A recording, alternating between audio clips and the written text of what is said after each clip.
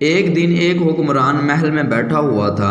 جب اس نے محل کے باہر ایک سیب فروش کو آواز لگاتے ہوئے سنا، سیب خریدیں سیب۔ حاکم نے باہر دیکھا کہ ایک دیہاتی آدمی اپنے گدھے پر سیب لادے بازار جا رہا ہے۔ حکمران نے سیب کی خواہش کی اور اپنے وزیر سے کہا، خزانے سے 5 سونے کے سکے لے لو اور میرے لیے ایک سیب لاؤ۔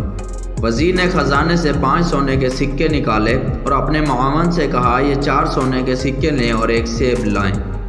معاون نے وزیر نے محل کے منتظم کو بلایا اور کہا، سونے کے یہ 3 سکے لیں اور ایک سیب لائیں۔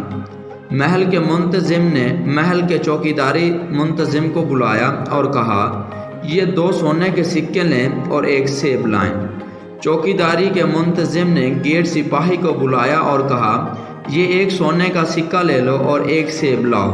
سپاہی سیب والے کے پیچھے گیا اور اسے گریبان سے پکڑ کر کہا، دیہاتی انسان، تم اتنا شور کیوں کر رہے ہو؟ تمہیں نہیں پتا کہ یہ مملکت کے بادشاہ کا محل ہے اور تم نے دل دہلا دینے والی آوازوں سے بادشاہ کی نیند میں خلل ڈالا ہے۔ اب مجھے حکم ہوا ہے کہ تجھ کو قید کر دوں۔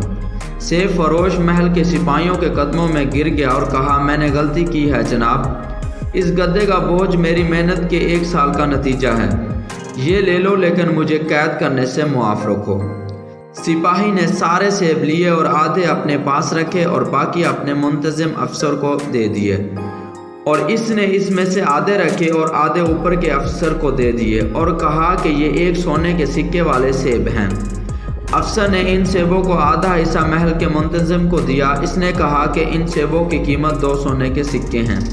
محل کے منتظم نے آدھے سیب اپنے لیے رکھے اور آدھے اسسٹنٹ وزیر کو دیے اور کہا کہ ان سیبوں کی قیمت 3 سونے کے سکے ہیں۔ اسسٹنٹ وزیر نے آدھے سیب اٹھائے اور وزیر کے پاس گیا اور کہا کہ ان سیبوں کی قیمت 4 سونے کے سکے ہیں۔